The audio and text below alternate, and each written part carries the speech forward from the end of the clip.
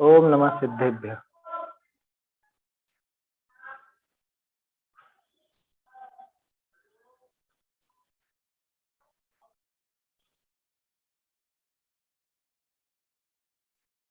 सौवर्णो सौवदंसि अणिमोहावीराय परमेष्ठि वन्दितुति जगवन्दारहन्ता भवजीवेहिं नाणं दंसण सम्मम् चारित्तं सोहि कारणं ते सिं मोक्षाराहण हेयं चारित्तं पाहुडं गोच्छे वीतराग सर्वज्ञ जिन वंदो मन वचकाय चारित धर्म बखानियो साचो मोक्ष उपाय कुंद कुंद मुनिराज कृत चारित पाहुड़ ग्रंथ प्राकृत गाथा बंध की करूं वचन का पंथ। कुंद कुंदाचार्य देव विरचित ये चारित्र पाहुड़ महान ग्रंथ है और इसमें अपनी चर्चा चल रही है 5 समितियों के संबंध में। 5 समितियां जो हैं ये वास्तव में मुनि धर्म की रक्षिका हैं। मुनि धर्म की रक्षा इससे होती है और मुनि धर्म की रक्षा के अलावा मुनि पने की यूं समझ लीजिए कि पहचान चिन्ह भी यही है, क्योंकि पहली नजर में अगर मुनिपना दिखता है तो इन 5 समितियों के माध्यम से ही दिखता है। ये 5 समितियां नजर आती हैं तो अपन पहचान जाते हैं कि हाँ ये सच्चे मुनिराज हैं, और 5 समितियों में गड़बड़ नजर आती है तो हमें मालूम पड़ जाता है कि ये सच्चे मुनिराज तो नहीं लगते। इनसे पहचान हो जाती है, इसलिए 5 समितियां जानना बहुत जरूरी है और मुनिराज का जो ये वास्तविक स्वरूप है ये भी अपने को समझना जरूरी है। इसमें अपनी चर्चा कल एरिया और भाषा समिति के ऊपर हो रही थी, अभी बाकी पे भी चर्चा करनी है। गाथा एक बार बोल लेते हैं। एरिया भाषा ऐसण जासा आदान चेवणिखेवो संजम सोहि निमित्तम खंति जिणा पंच समीदियो इरिया भाषा ऐसण जासा आदान चेवणिखेवो संजम सोहि निमित्तम खंति जिणा पंच समीदियो ईर्या भाषा ऐषणा आदान निक्षेपण सही एवं प्रतिष्ठापना संयम शोधमय समिति कही। ईर्या समिति के संबंध में अपन यहाँ देख ही चुके हैं।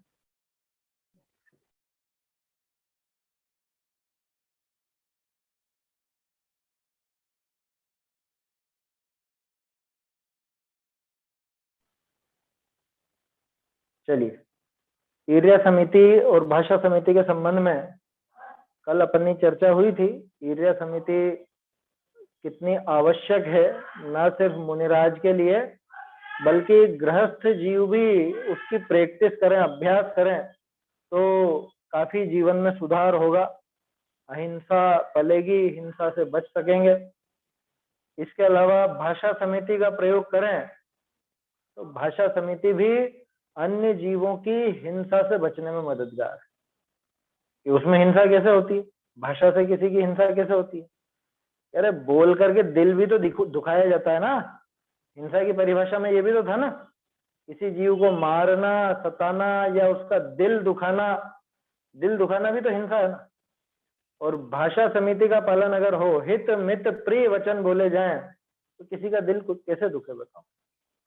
मुनिराज के वचनों से, उनके इतने सुंदर वचन, इतने सभ्य, शालीन, सीमित ऐसे जो वचन होते हैं, इन वचनों से किसी जीव का दिल कैसे दुखे, है ना। वो घात नहीं होता। तो भाषा समिति की का भी अपने को अभ्यास अपने दैनिक जीवन में करना चाहिए। तो ये भाषा समिति के संबंध में बात थी। फिर ऐसण, ऐसण माने ऐषणा, ऐषणा शब्द भोजन से संबंधित है। भोजन करते समय जो ध्यान रखा जाए उसको कहते हैं ऐषणा समिति। और भोजन में क्या ध्यान रखना है कि भोजन में वास्तव में इतना ध्यान रखना है कि भोजन ऐसा लें, आहार इस तरह का ग्रहण करें कि जिसमें खुद को प्रमाद भी ना आए और खुद की, समझ लीजिए, आत्म साधना है वो आत्म साधना बराबर बनी रहे, आत्म साधना चलती रहे, प्रमाद ना आए। क्योंकि भोजन अगर कम रहा, माने शरीर को पोषण नहीं मिला, तो वहां पर ध्यान लगाने में बाधा आएगी। और ज्यादा हो गया तो प्रमाद आ जाएगा, तो भी बाधा आएगी। तो ये तो है ही। इसके अलावा ऐषणा शुद्धि, शुद्धि नाम आता है इसके साथ, ऐषणा शुद्धि भी कहा जाता है। तो आहार ऐसे ही नहीं ले लेते हैं। ये तो अपन ने बात की कम ज्यादा की, खुद की जरूरत के हिसाब से। इसके अलावा लेंगे तो कैसे लेंगे, एक मांगेंगे नहीं, है ना। खुद की गरिमा इतनी कि मांगेंगे नहीं। हाँ, इशारा जरूर देंगे। इशारा इसलिए ताकि सामने वाले को पता तो चले कि हाँ ये आहार के लिए निकले, नहीं तो किसको क्या पता क्यों निकले हैं, ये क्या कारण है जो यहाँ पर आए हैं। तो इस वजह से वो एक इशारा दे देते हैं ऐसे करके, है ना। और उसमें भी खुद की शर्तें होती हैं, आखड़ी लेते हैं, तरह तरह की वृत्ति लेते हैं। वो वृत्ति सधे तो आहार लेते, नहीं तो नहीं लेते। इतने मात्र पर भी नहीं, सामने वाला नवधा भक्ति करे, क्या माने अपनी गरज प्रदर्शित करे खुद की, तो लेंगे। इतने पर भी नहीं, वो आहार जल इत्यादि की शुद्धता की प्रतिज्ञा ले उनके सामने, मतलब उनको ये संतुष्ट करे कि हाँ मेरे यहाँ पे शुद्ध है सब, तब लेंगे। और उतना भी नहीं, उसमें भी 32 अंतराय टालकर और 46 दोष टाल करके ले। कितनी चीजें टलती हैं सोचो। मुनिराज का आहार हो जाना ये मामूली बात है क्या, ये ऐषणा समिति से पता चलता है। और भी बहुत सी चीजें इसमें शामिल है। किसी भी खाद्य सामग्री के प्रति, है ना, वो उनको न राग होता है न द्वेष होता है। उसमें ऐसा विचार नहीं होता कि इसने तो ऐसा बेकार खिलाया, इसने अच्छा खिलाया, बिल्कुल विचार। वो तो गर्त पूरण नाम देखा था ना पहले भी अपन ने, गर्त पूरण। मुनिराज का जो आहार होता है वो गर्त पूरण होता है। गर्त पूरण माने, गर्त माने गड्ढा, पूरण माने पूर्णा, भरना। तो गड्ढा भरना है उनको, तो जैसा भी मिले और अपनी शर्तों पर, लेकिन क्या अपनी शर्तों पर मिल जाए और वो गड्ढे को भरते हैं बस। अथवा एक और नाम आता है अक्षमरक्षण। अक्षमरक्षण यानी जैसे कोई भी मशीन होती है, कोई पहिया होता है। अब पहले के जमाने में तो चक्के होते थे और बीच में वो कील लगी होती थी, वो ढंग से चलती रहे उसके लिए उसमें तेल डाल दिया जाता है ना। अक्ष बोलते हैं उस कीले को, धुरी को। और उस धुरी के सहारे वो बराबर चलती रहे मशीन, वो पहिया बराबर चलता रहे, इसलिए थोड़ा सा तेल वगैरह देते हैं। आज के जमाने में वो बेरिंग हो गए, बेरिंग में ग्रीस लगा देते हैं, चिकनाई दे देते हैं ना, ताकि अच्छे से काम करती रहे। तो वैसे ही ये शरीर रूपी मशीन ये थोड़ी आसानी से चलती रहे, तो इसमें तेल डाल दिया जाए, मतलब वो आहार रूपी तेल डाल दिया जाता है। अब आहार कितना, अक्षम रक्षण में तेल कितना कितना डालता है, 2-4 बूंद ऐसे। पूरा का पूरा तेल में नहीं कर देते उसको, तो भी काम नहीं करेगी। आया समझ में। बहुत ज्यादा तेल डाल दिया जाएगा तो भी काम नहीं करेगी मशीन। तो उसको जरूरत है उतना ही, बिल्कुल चिकनाई मिल जाए बस इतना। तो ऐसे ही वो शरीर को पोषण नहीं करना चाहते शरीर का, वो तो मात्र ये चलता रहे, बाधा नहीं खड़ी करे, इतना मात्र वो आहार लेकर के इसको, इसका साथ दे देते हैं बस, यूं समझ। तो ऐसी बहुत सी बातें इस ऐषणा समिति में शामिल है। ये आहार से संबंधित जितनी भी शर्तें हैं वो सब ऐषणा समिति में आ जाएंगी नीरस हो कि सरस हो, उनको फर्क नहीं पड़ता। कोई बहुत अच्छे से आहार बना के दे रहे हो, या किसी के यहाँ पे ज्यादा सामग्री नहीं है तो थोड़ा कम ही हो गया। महावीर स्वामी को विचार आया हुआ, इन्होंने तो कोदो का आहार दे दिया चंदन वाला ने। कोदो एक अनाज होता है, आया समझ में, कोदरव कहा जाता है, तो वो अच्छा ऊंचा अनाज नहीं माना जाता। अब कोदो का अनाज दे दिया तो कोई उन्होंने मुंह बिगाड़ा होगा कि ये तो देखो मासी भी थी, हैं, मासी थी ना और यहाँ पे फिर भी ऐसा आहार दिया। ऐसा विचार आया उनको? ऐसा विकल्प नहीं आता। मुनिराज को कभी ऐसा विकल्प नहीं आता। अरे वो तो तीर्थंकर थे, सामान्य मुनिराज को भी विकल्प नहीं आता।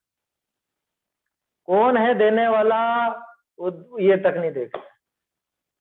हाँ, अपनी जो शर्तें हैं वो पूरी हो रही हैं कि नहीं हो रही है वो देख। और शर्तें कौन सी?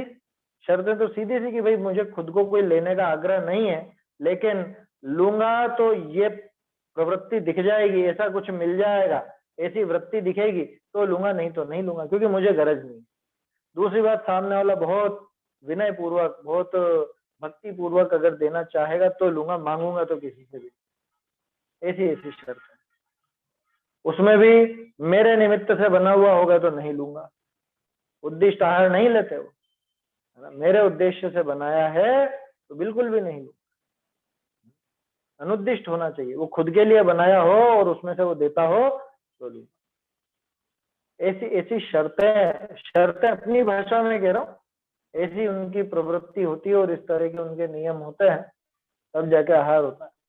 अरे पहले पुराणों में पढ़ा होगा मुनिराज के आहार पर पंचाश्चर्य, तो सोचो तो सही, वास्तव में मुनिराज का आहार हो जाना बहुत बड़ी बात होती क्या, क्योंकि सच्चे भावलिंगी मुनिराज और उनका आहार, और निर्विघ्न समाप्त हो गया, कोई अंतराय नहीं आया, कोई बाधा नहीं आई, किसी प्रकार का दोष नहीं लगा, एकदम निर्विघ्न हो गया, ये बहुत बड़ी बात होती है। समझ, बोलियां नहीं लगती। बोलियां लगेगा कि 5 लाख रुपए लगते हैं आहार के लिए, 5 लाख लगेंगे, 2 लाख लगेंगे, कितने लगेंगे? बोलियां नहीं लगती, ध्यान रखना। बोलियां कैसे लगेगी? बोलियां लगी माने फिक्स हो गया। समझ में आ रही है बात? फिक्स हो जाएगा वो तो, और फिक्स हुआ माने उद्दिष्ट हुआ। क्यों? कि हाँ आज इनके यहाँ माने इनके यहाँ पे एक्स्ट्रा स्पेशल बनेगा आज, ये अर्थ हुआ ना, तो फिक्स हो गया, उद्दिष्ट हो गया। और मुनिराज तो अतिथि होते हैं, ये तो अपन ने देखा ही है पहले। वो उनका कोई निश्चित नहीं है कि वो आहार के लिए जाएंगे भी या नहीं जाएंगे, या आज इस गांव में भी रहेंगे कि नहीं रहेंगे। फिक्स कैसे हो जाए? सोचो तो सही। फिक्स हो जाए माने वृत्ति परिसंख्यान भी नहीं है। क्यों? क्योंकि वो वृत्ति जो ली थी, वो वृत्ति सामने वाले को कैसे पता चलेगी जिसके यहाँ फिक्स हुआ है कि आज ये वृत्ति लेके निकले, ऐसी आखड़ी लेकर के निकले। आखड़ी बोलते हैं हिंदी, मतलब पुरानी भाषा में, और संस्कृत में वृत्ति कहा जाता है। वृत्ति परिसंख्या इसी का नाम।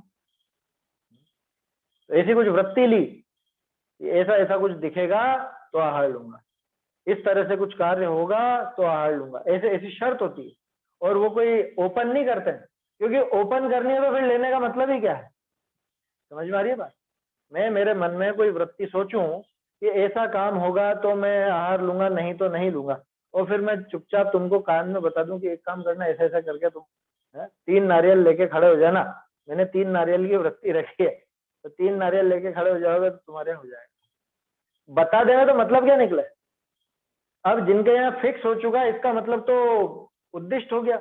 दूसरी बात, वृत्ति पता चल गई, और वृत्ति पता चल गई तो किस बात की वृत्ति ली?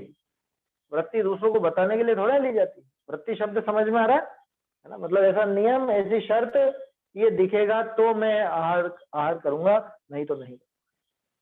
और वो चुपचाप ली जाती है, मन में रखी जाती, किसी को ओपन नहीं करी जाती। अच्छा, बहुत से इतने भोले जीव होते हैं, वो क्या करते हैं कि अरे ये वाले बहुत अच्छे हैं, ये ज्यादा वो नियम कायदे नहीं, आराम से ले लेते हैं, आहार भी बहुत आराम से हो जाता है इनका। अरे दिगंबर जैन महामुनिराज का आहार कभी सरलता से, आराम से हो ही नहीं सकता। आराम से नहीं हो सकता का मतलब कि भाई हाँ जिसके यहाँ देखो, जिसके यहाँ हो जाएगा, कल इनके यहाँ, परसों उनके यहाँ, जो चाहे वो आहार दे सकता है, ऐसा नहीं। भाई पुण्य के योग से, पुण्य के उदय से होता तो सहजता से ही है, लेकिन ये बात नहीं होगी कि आज हमने सोचा था आहार का तो आज हमने दे दिया, कल उन्होंने सोचा कल उन्होंने दे दिया, परसों उन्होंने सोचा उन्होंने। इस तरह से नहीं हो सकता, हो ही नहीं सकता। क्यों नहीं हो सकता?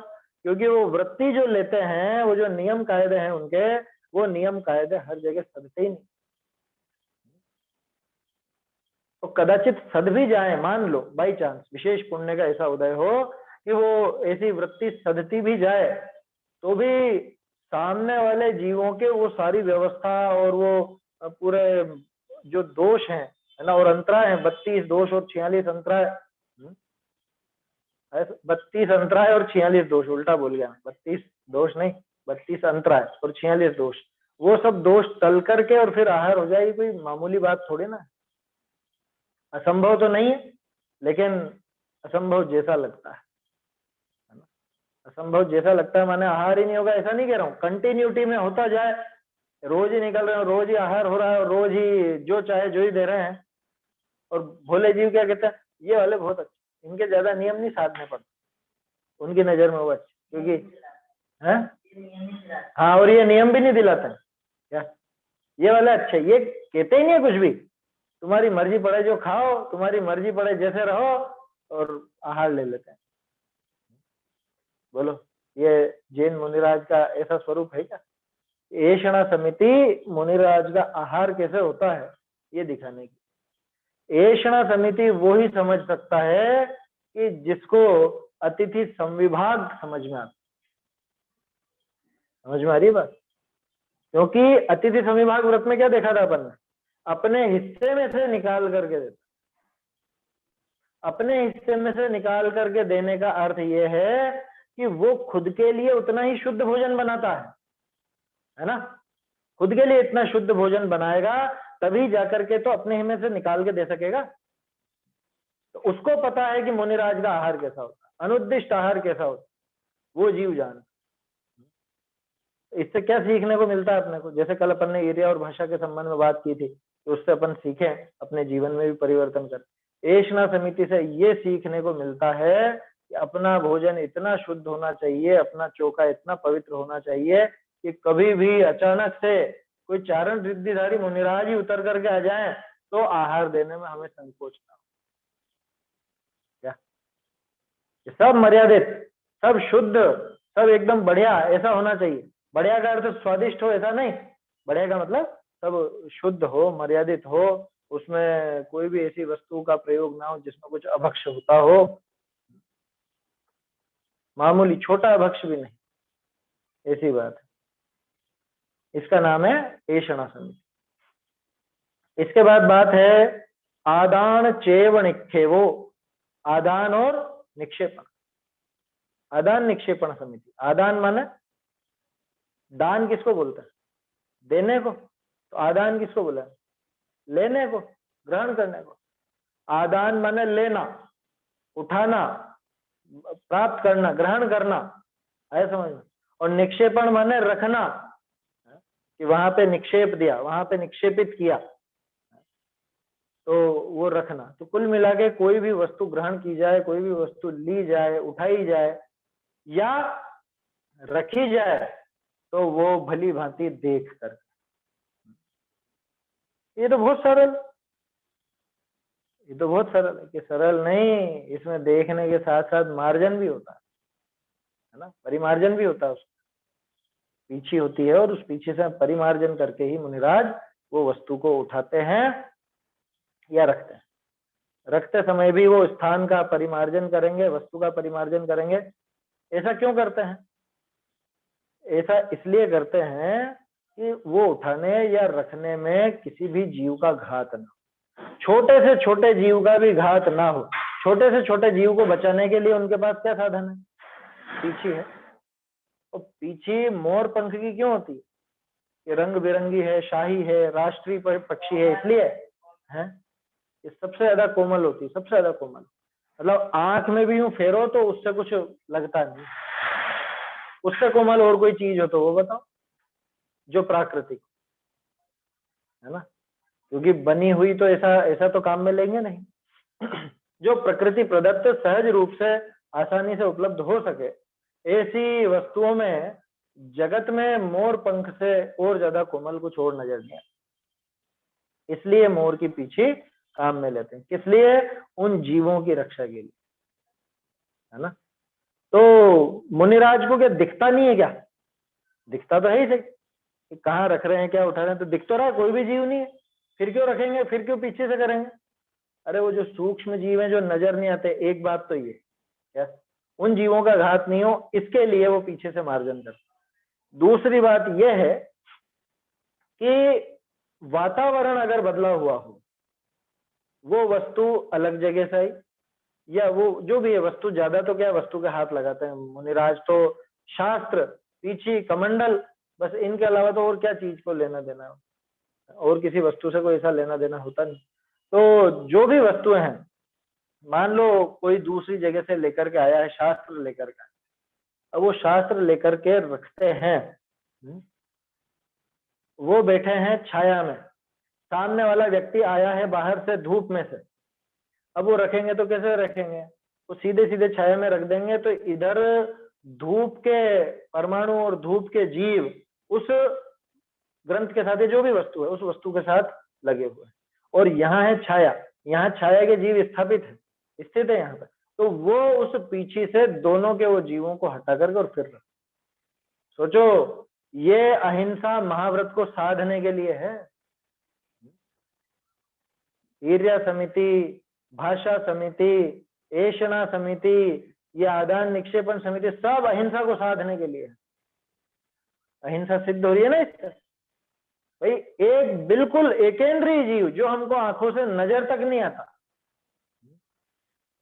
या कोई जीव दिख रहा है? बिल्कुल भी नहीं दिख रहा, एकदम साफ साफ नजर आ रही है फर्शी, लेकिन यहाँ बहुत सूक्ष्म सूक्ष्म जीव हैं, एकेंद्रीय जीव बहुत है। और मुनिराज को वो आगम से, आगम चक्षु साहू कहा जाता है मुनिराज को। आगम चक्षु साहू माने कि आगम ही जिनके नेत्र हैं, है ना, आगम चक्षु साधु, ये साधु जो है मुनिराज हैं, ये आगम ही उनके नेत्र हैं, और इन आगम रूपी नेत्रों से मुनिराज को उन सब जगहों के जीव पता है।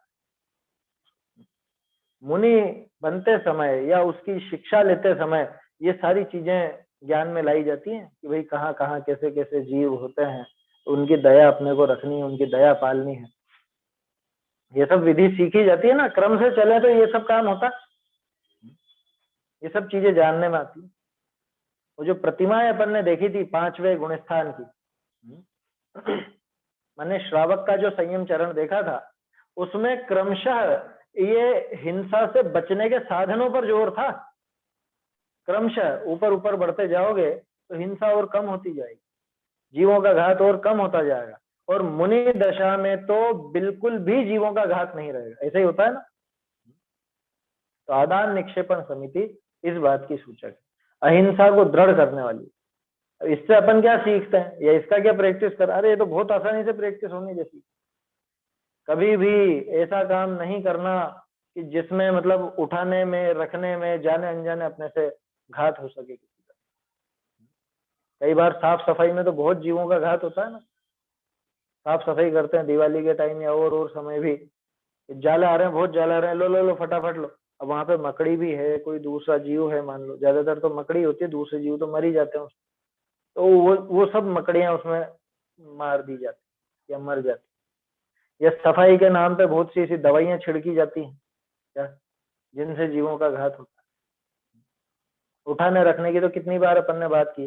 अपने जैसे ये अब यहाँ पे है, ये शेल्फ के ऊपर से लेना है, टांड के ऊपर से अपने को कुछ लेना है, तो बस यहीं से हाथ चलाएंगे और ले लेंगे, ऐसा काम नहीं करना। वहां छोटा सा कोई जीव बैठा हो, जूते मोजे अपन पहनते हैं, बिना देखे ही पैर डालते हैं क्या, ये सब आदान निक्षेपण के अंदर शामिल है।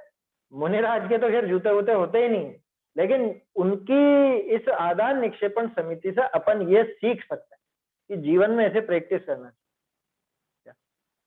जीवों को मतलब उनका घात ना हो, इस बात से बचने की। इसमें दूसरा तर्क भी देते हैं बहुत सारे, देखो अपने को भी खतरा हो सकता है, कभी मान लो बिच्छू बिच्छू बैठा हो और तुम ऐसे ही हाथ चलाओ और बिच्छू तुमको डंक मार ले, तो कितनी बार खबर आती है ना, या ऐसे वीडियो भी आते हैं कि देखो उसमें जूते के अंदर छुप के सांप का बच्चा बैठा हुआ था, तो इसलिए भैया देख के रहना। अरे ये भाव, इसमें दम नहीं है, ये तो खुद की सुरक्षा का भाव, इसमें तो पुण्य भी नहीं है। अन्य जीव का घात ना हो जाए इसलिए, दूसरे जीव का घात ना हो इसलिए ध्यान रख। ये सब चीज आदान निक्षेपण से सीखने जैसी है। जीवों की प्रकृति समझो, अलग अलग माहौल के अलग अलग तरह के जीव होते हैं। क्या गरम गरम पानी है, सीधे सीधे नाली में नहीं डाल दे, क्यों? वो सारे जीव मर जाए। जीवाणी कर रहे हैं, अब जीवाणी आजकल तो अपन उसमें जहाँ पे जो नाली है तो उसी हिसाब से कर देते, तो वहां पे आगे पहले साबुन का पानी भी और वहीं पे जीवाणी कर दी, ऐसा काम नहीं करना। थोड़ा सा साफ पानी चला दो ताकि वो जीव आगे से, मतलब वो जो जो भी है तेजाई वाली चीजें, साबुन वगैरह, वो सब आगे चल जाए, उसके बाद फिर जीवाणी करो, तो फिर थोड़ा साफ पानी चला दो ताकि वो बीच में रह जाएंगे और आगे पीछे उनके वो नहीं रहेगा। आखिरकार तो जैसा जो होना है सो होना है, वो अपनी मजबूरी है, अपनी जीवन शैली इतनी खोटी हो चुकी है। तो जहां जहां जीवों का घात संभव है उन सबका ध्यान रखें, ऐसा विचार करना। गरम में ठंडा, ठंडे में गरम, ऐसा नहीं मिलाना, उनमें बहुत जीवों का घात होता है समझ। तो ये अपने को ध्यान में रखने की बातें हैं। अभी ये तो मौसम नहीं है, ये तो सर्दी के मौसम में तो लोग नहाते हैं ना, क्या करते हैं, वो गीजर में बहुत गर्म कर लिया पानी और बहुत तेज गर्म हो गया, अब क्या करते हैं उसमें ठंडा ठंडा पानी मिलाते, उसके जीव अलग इसके जीव अलग, वो मरेंगे। आया समझ। अथवा चलो वो तो हो गया पूरा गर्म, वहां तो जीव नहीं है, लेकिन ठंडे में तो जीव है, वो मरेंगे वहां जाते। कि फिर क्या करें? अरे उतना ही गर्म करो ना जितने में नहाना हो, ज्यादा तेज गर्म क्यों करना? सीधा सा उपाय ये है। और थोड़ा सा भेद विज्ञान चलाओ तो जरूरत ही नहीं पड़े गर्म पानी की। आया समझ। तो ये आदान निक्षेपण समिति में बहुत सी चीजें अपने को देखने लायक हैं, सीखने लायक हैं। कैसे उठाना, कैसे रखना। देखो अभी तो अपन ने जीवों के हिसाब से बात की, अब दूसरी बात है विवेक की, और उसमें क्या कहें, उनके सम्मान की। जैसे जिनवाणी है, कैसे रखना, ये रखिए, ये रखिए, ऐसे ऐसे ऐसे पटक देना। बहुत से लोगों की आदत होती है, बंद करते हैं तो भी ऐसे धड़ाक से बंद करते हैं और ऐसे पटक, भजन की पुस्तकें हो यूं यूं ऐसे पटकते जाते। ये पद्धति नहीं है, ये जिनवाणी का अविनय है, अपमान है, तो ऐसा अपमान नहीं करना। क्या आदान निक्षेपण में ये बात भी शामिल होगी, न सिर्फ जीवों की रक्षा, बल्कि अगर धार्मिक वस्तुएं तो उनका अपने को विनय बराबर रखना। अपने घर में हम ग्रंथ कैसे रखते हैं, आया समझ। अरे अपने अलमारी में कपड़े कैसे रखते हैं, अरे सल नहीं पड़ जाए, सल नहीं पड़ जाए। और ग्रंथ कैसे रखते हैं कि कहीं पे भी कोई भी किताब ली और ठूंस दी, ऐसे नहीं रखते। भाई समझदारी रखनी चाहिए उसमें। जिल्द वाली पुस्तकें हों, बड़ी पुस्तकें हों तो खड़ी नहीं रखनी। क्यों? कि खड़ी रहेंगी तो ये इधर से खाली जगह रहती है, वहां से पेज झुकते हैं, ये जिल्द बिगड़ती, इनको आड़ा रखना। आया समझ। खड़ी रखनी है तो बिना जिल्द वाली पतली पुस्तकें वो रख सकते हो खड़ी, और उनको भी विनय से, ऐसे नहीं कि यूं झूल रही है और बिल्कुल टेढ़ी मेढ़ी हो गई। कई बार तो देखने में आता है जो जिनवाणी सजाई जाती है या स्थापित की जाती है, अब वो ग्रंथ बड़े बड़े, उनकी जिल्द भी मोटी, और वो टेढ़े रखे रहते हैं, ऐसे ऐसे यूं टेढ़े टेढ़े रखे हुए हैं। तो टेढ़े रखे रखे क्या होता है, वो जिल्द के कारण ऐसे टेढ़े हो जाते हैं, पन्ने टेढ़े हो जाते हैं। ये जिनवाणी का अविनय है समझ। भाई जिनवाणी तो कायदे से यूं एक के ऊपर एक ऐसे थप्पी जमा करके इस तरह से रखनी चाहिए। कह रहे उसमें निकालने में दिक्कत होती है, तो अपनी सहूलियत के पीछे उनका विनय नहीं करेंगे क्या? पूजा की पुस्तकें हैं, उनकी विनय रखना। क्या पूजा करते करते उसमें बहुत से, देखिए पूजा की पुस्तकें देखिए, चावल भी निकलते हैं, लौंग भी निकलते हैं उनमें से। ये सब कहाँ का है? लोग बाग पूजा करते करते भी उनके हाथ इधर उधर लगते हैं और वो तो उसमें पड़ जाते हैं। धीरे धीरे वो जो अनाज है या जो भी चीज है, मान लो चावल है या कोई दूसरी चीज है, धीरे धीरे वो खराब होगा, सड़ेगा, और वो जिनवाणी के अंदर सड़ेगा, वहां जीव भी पैदा होंगे, जिल्द भी खराब होगी, सारी बातें होंगी, कागज भी बिगड़ेगा जिनवाणी। इसलिए ये सब चीजें बहुत ध्यान रखने की, कैसे रखना, कैसे ग्रहण करना, कैसे उठाना, कैसे किसी को देना, कैसे किसी से लेना, ये सब बातें ये आदान निक्षेपण की प्रैक्टिस में आएंगी। आया समझ। देख करके चलना, देख करके गाड़ी चलाना, वैसे कह सकते हैं एरिया समिति में आएगी। लेकिन आदान निक्षेपण में भी कि भाई ये वस्तु इधर से इधर लेकर के जा रहे हैं, कैसे लेकर के जा रहे हैं? मान लो कोई ऐसी चीज है, अभी तुमको ये सरकानी हो, बेंच सरकानी हो, तो क्या करोगे? क्योंकि यूं सरका दोगे, ये नहीं है तरीका, उठा करके ले लो, है समझ, उठा करके रखो। बहुत से लोग यूं टेबल पे बैठते हैं ना, जहाँ टेबल पे बैठने की पद्धति होती है, वो जिनवाणी को यूं, ग्रंथों को यूं सरकाते रहते हैं, हाथ से ऐसे सरकाते रहते हैं उस पर ही घिसते हुए। ऐसा काम नहीं करना कभी, उठा करके लो, उठा करके रखो, विनय रखनी चाहिए। अरे ये तो जिनवाणी की बात है, घर में जो और सामान है, मान लो भोजन की थाली है या कोई भी और चीज है, सरकाना नहीं। सरकाने से क्या होता है कि वो पूरा उस पर घिसते हुए जाएगा, सारे जीव मरेंगे उसमें। तो ये आदान निक्षेपण में ये चीज शामिल है क्या, और इसकी प्रैक्टिस में ये सारी बातें शामिल है कि अपने को ये ध्यान रखना चाहिए, कोई भी वस्तु अपन लें या रखें, उठा करके लें, देख करके। पहली बात तो देख करके उठा करके लें, और देख करके उठा करके रखें। कोई बहुत ही भारी हो जो उठ ही नहीं सकता तो बात और होती है, समझिए, उसमें भी बनती कोशिश तो अगर उठा सके तो उठाने का भाव होना, ऐसी बात है। संयम सोही निमित्तम,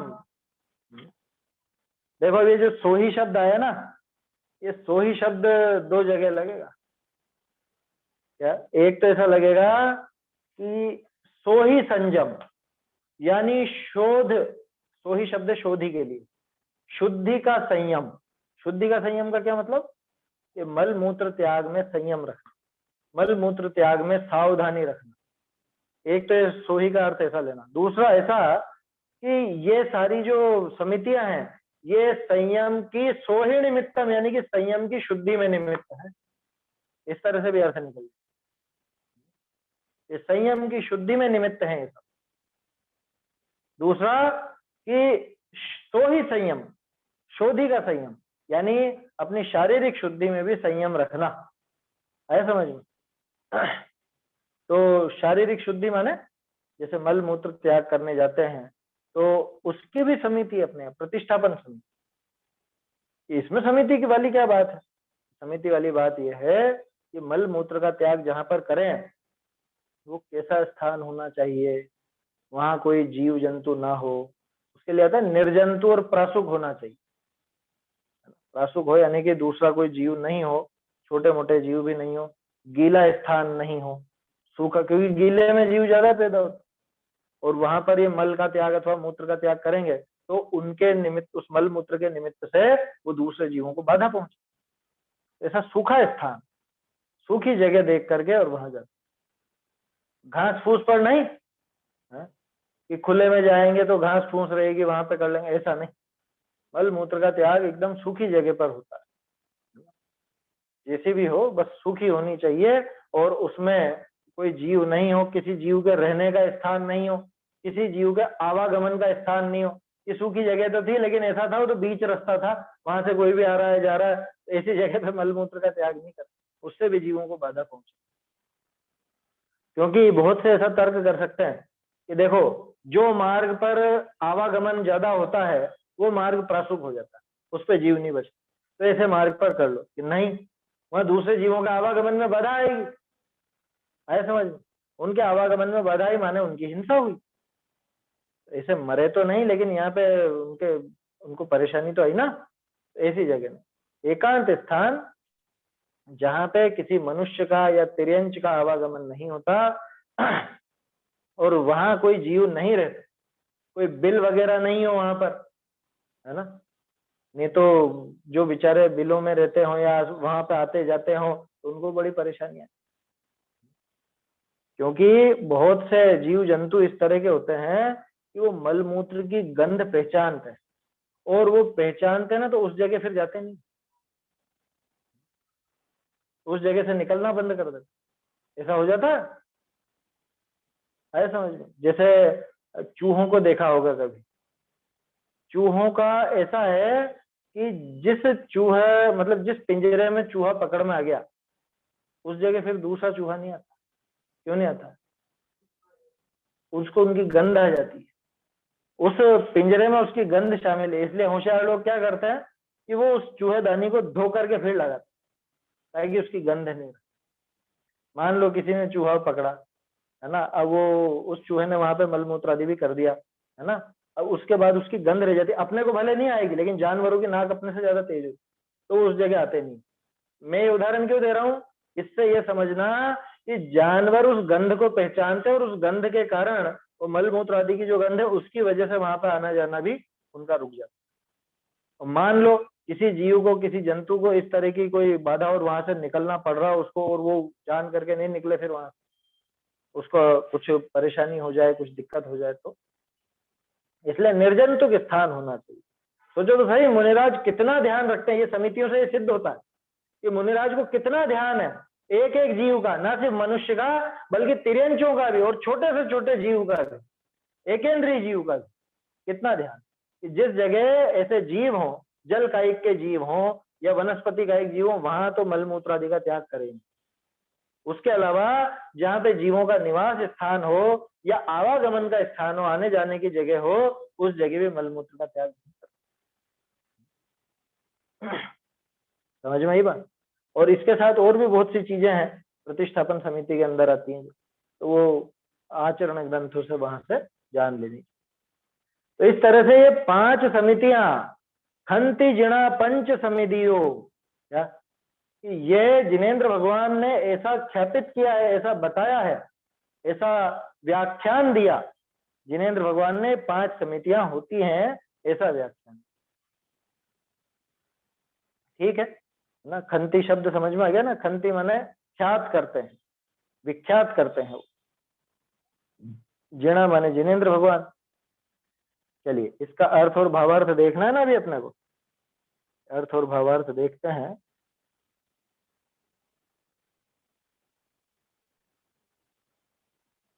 ढूंढारी से पढ़ रहा हूँ, इससे मिलान कीजिएगा।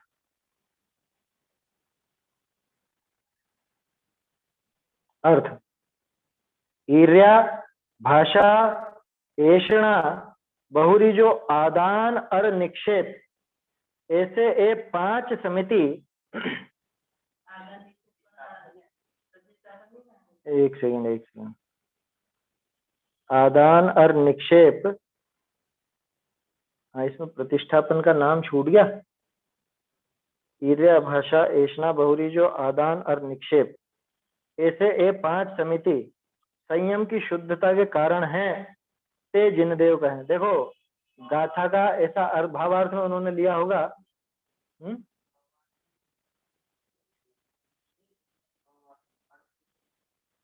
अर्थ में भी अलग से अनुवाद में डाला है, इन्होंने तो नहीं लिया था, और उसका कारण बताता हूं।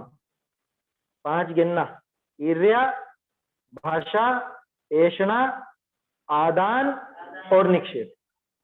आदान निक्षेपण को एक साथ नहीं लिया, अगर इस तरह से लो तो, जो अपन ने संयम सोही निमित्तम देखा था, तो अगर ऐसा अर्थ लो कि ये संयम की शुद्धि के निमित्त हैं, तो फिर ये ऊपर ही हो गई 5। और अगर तो ही संयम ऐसा लो, तो फिर वो शुद्धता का संयम माने वो प्रतिष्ठापन यहाँ पर।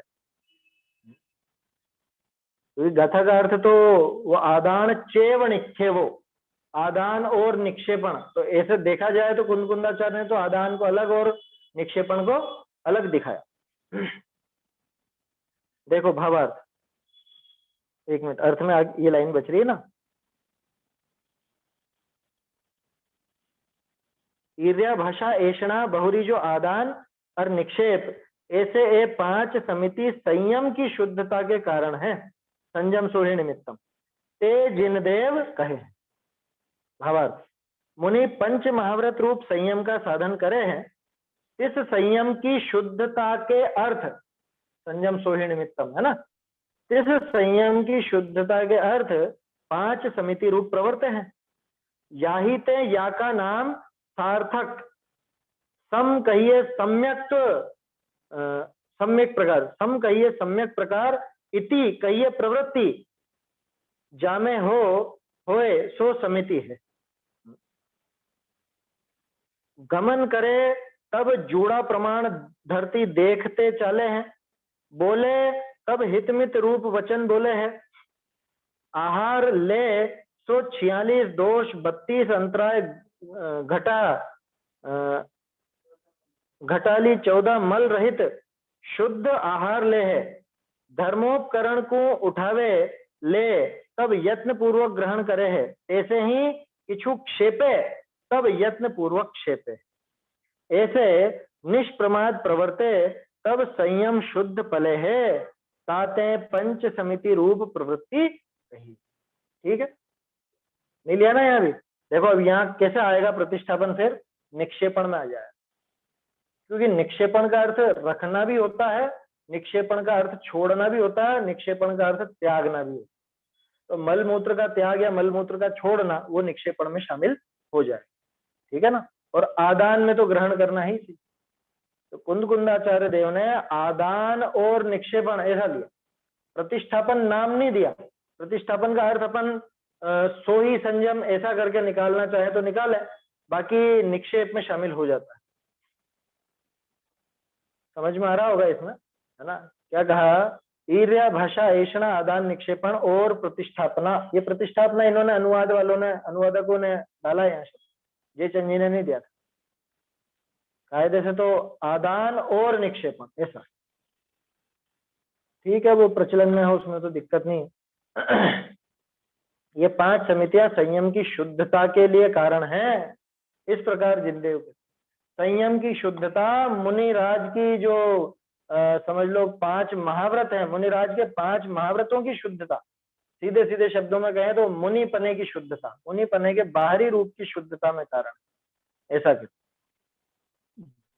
भावार्थ, मुनि पंच महाव्रत रूप संयम का साधन करते हैं, उस संयम की शुद्धता के लिए, आगे ना बात, संयम कैसा, पंच महाव्रत रूप तो संयम, और उस संयम की यानी उन 5 महाव्रतों की शुद्धता के लिए 5 समिति रूप प्रवर्तते हैं। इसी से इसका नाम सार्थक, बिल्कुल सही नाम है समिति। तोड़ो इसको, क्या बनेगा, सम प्लस इति। सम माने सम्यक प्रकार और इति माने प्रवृत्ति। देखो क्या कहा, सम अर्थात सम्यक प्रकार, इति अर्थात प्रवृत्ति जिसमें हो सो समिति। और यहाँ पे तो सम्यक प्रकार ही सारी प्रवृत्ति, सारी प्रवृत्ति इतनी विवेकपूर्ण, इतनी समझदारी की कि जिसमें न तो कोई जीवों का घात है और न ही अपने महाव्रतों का कोई घात। देखो भावार्थ, मुनि पंच महाव्रत स्वरूप संयम का साधन करते हैं, है ना। ये लाइन तो हो गई ना अपनी, प्रवृत्ति जिसमें हो सो समिति। अब ये एक एक का एक एक लाइन में बता रहे हैं। चलते समय जूड़ा प्रमाण, कल देखा था जूड़ा शब्द का अर्थ अपन, जूड़ा प्रमाण यानी 4 हाथ पृथ्वी देखता हुआ चलता है। ये चलता है बोलता है क्यों लिया इन्होंने।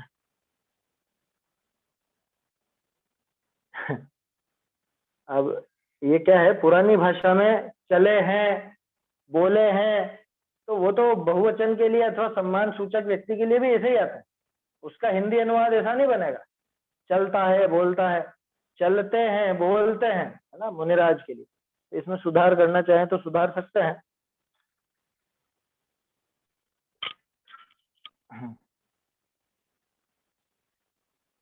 चलते हैं कर लो इसको, है ना, क्योंकि सम्मान की बात है। वो तो बोले तब हितमित रूप वचन बोलते हैं, आहार लेवे तो 46 दोष 32 अंतराय टालकर 14 मल दोष रहित शुद्ध आहार लेते हैं। कहाँ पे, हाँ आगे तो लेते हैं कर दिया, है ना, वहां कर दिया। ये तो अनुवाद में कमजोरी है। देखो क्या कहा, एक एक ही देखते हैं। चलते समय जूड़ा प्रमाण पृथ्वी देखते हुए चलते हैं, ये बात कल भी अपन ने काफी विस्तार से कर ली, है ना। 4 हाथ जमीन देख करके चलते हैं, और गीले में नहीं चलते हैं, पानी में नहीं चलते हैं। पानी में कभी ऐसा कुछ प्रसंग बने रेयर केस में तो कैसे, घुटने से नीचे का और जमीन दिखती हो, आया समझ में, जिसमें जमीन दिखती हो। उसके अलावा एक और शर्त, बहता हुआ होना चाहिए, ठहरा हुआ नहीं। ठहरे हुए और बहते हुए में क्या अंतर है, कि बहते हुए में जीव पैदा नहीं, ठहरे हुए में जीव पैदा हो जाता है, आया समझ में। तो ये ईर्या समिति की बात, बोले तब हित मित रूप वचन बोलते हैं, हित मित प्रिय ऐसे वचन बोला करते हैं मुनिराज। आहार लेवे तो 46 दोष 32 अंतराय टालकर 14 मल दोष रहित, क्या वैसे 14 मल दोष मेरे ख्याल से इसमें 46 जो दोष हैं इनके अंदर शामिल हैं, 14 प्रकार, या हो सकता है ये आहार के हैं तो अलग से भी हो सकते हैं। 14 मल दोष रहित शुद्ध आहार लेते हैं, ये तो मुनिराज के जो आचरण ग्रंथ हैं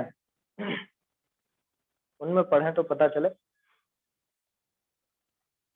धर्मोपकरणों को उठाकर ग्रहण करें तो यत्न पूर्वक लेते हैं।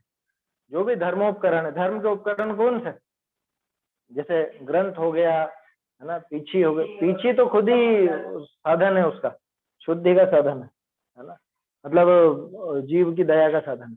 धर्मोपकरण में तो यहाँ पे जिनवाणी है, या समझ लो रखने की कुछ कमंडल को कह दो, धर्मोपकरण वास्तव में वो शुद्धि का उपकरण है, उससे धर्म साधन नहीं, उससे तो मल मूत्र की शुद्धि आदि की जाती, हाथ पैर आदि। यहाँ तो मुख्य रूप से तो ग्रंथ आएंगे और ग्रंथ से संबंधित और कोई वस्तु उसका नहीं, वो भी नहीं रखेंगे ऐसे। धर्मोपकरण का तो नाम है, वो तो कोई भी वस्तु हो, XYZ कुछ भी वस्तु, कोई भी वस्तु वो लेंगे या रखेंगे तो यत्न पूर्वक। और कैसा यत्न, एक तो देखना और एक मार्जन करना, है ना, ये दोनों चीज। ऐसे ही कुछ क्षेपण करें, देखो क्षेपण करने का अर्थ वैसे फेंकना होता है ना, क्षेपने को फेंकना भी कहते हैं। जैसे वो दिग्व्रत देशव्रत के अतिचार है, उसमें आता है पुद्गल क्षेप, क्षेप माने कुछ पुद्गल फेंक दे, कुछ कंकड़ या कागज या कुछ ऐसा इशारा, वो वस्तु फेंक देना, है ना। क्षेपण का अर्थ फेंकना भी होता है, छोड़ना भी होता है, रखना भी होता है, त्यागना भी होता है, तो इसलिए वो प्रतिष्ठापन समिति इसमें शामिल हो जाती है। ऐसे ही कुछ क्षेपण करें तब यत्न पूर्वक क्षेपण करते हैं। इस प्रकार निष्प्रमाद वर्तें, खास चीज यही है, निष्प्रमाद वर्तें, अपनी तरफ से पूरी सावधानी रखें। क्यों? क्योंकि हिंसा में तो प्रमाद परिणति मूल है। तोडरमल जी ने सार निकाल के दिया ना। हिंसा की परिभाषा क्या है? प्रमत्त योगात प्राण व्यप्रोपणम हिंसा, ये तत्वार सूत्र का सूत्र। प्रमत्त योगात प्राण व्यप्रोपणम, प्रमाद के योग से प्राणों का व्यप्रोपण, प्राणों का घात। वो किसके प्राणों का? कि किसी के भी, दूसरे के या स्वयं। कितने प्राणों का? कि जितने ज्यादा प्राण होंगे उस जीव के उतनी ही बड़ी हिंसा के। इसके संबंध में पहले भी अपन ने चर्चा की है कई बार। देखो क्या कहा, निष्प्रमाद वर्तें। मान लो देख करके चल रहे हो और बिल्कुल बराबर देख करके चल रहे हो, उपयोग भी बराबर वहां, लेकिन एकदम से कोई जीव उड़ता हुआ आ जाए पैर के नीचे, तब क्या कर? तो मुनिराज को दोष लगेगा कि नहीं लगेगा? कि उनकी प्रवृत्ति अगर प्रमाद वाली होती तो दोष लगता, लेकिन उनके तो निष्प्रमाद प्रवृत्ति थी, वो बिल्कुल देख करके ही गमन कर रहे थे, है ना, वही सारा काम हो रहा था। लेकिन ये तो अचानक से हो गया, अचानक से बिल्कुल। हालांकि इसी संभावना बहुत कम होती है, लेकिन असंभव तो नहीं है।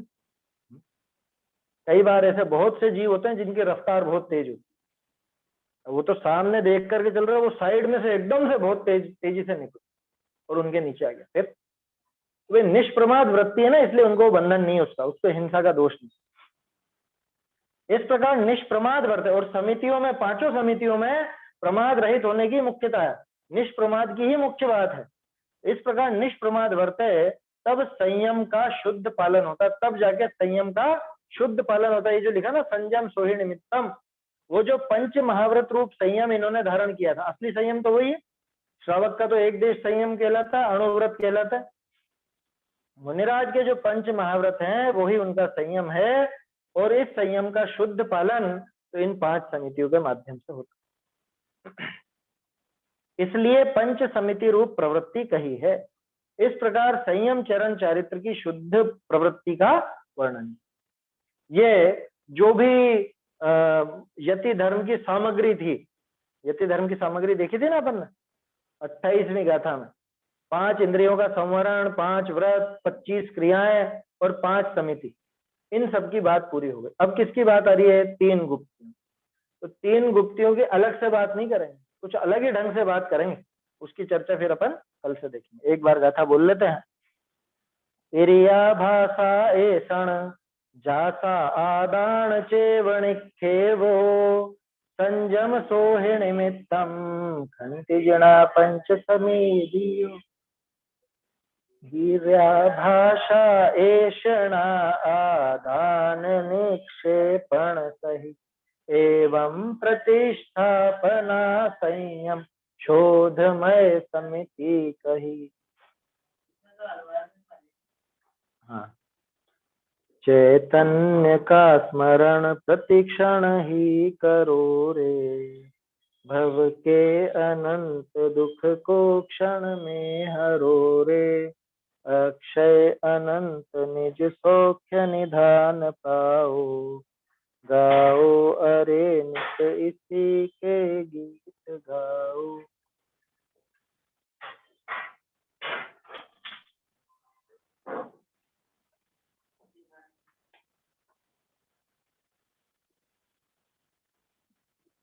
जिनवाणी स्तुति।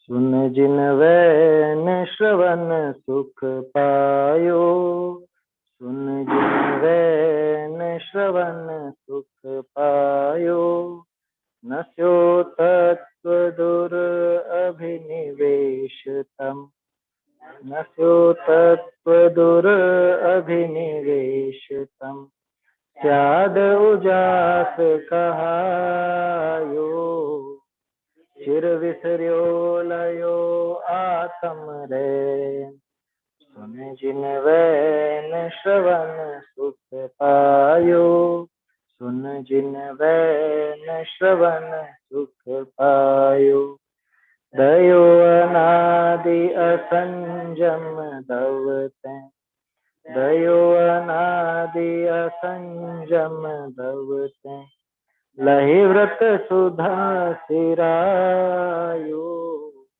धीर धरी मन जीतन में, सुन जिन वैन श्रवण सुख पायो, सुन जिन वैन श्रवण सुख पायो, भय विभाव अभाव सकल अब, भय विभाव अभाव सकल अब, सकल रूप चितलायो, दास लयो अब अविचल जय, सुन जिन वैन श्रवण सुख पायो, सुन जिन वैन श्रवण सुख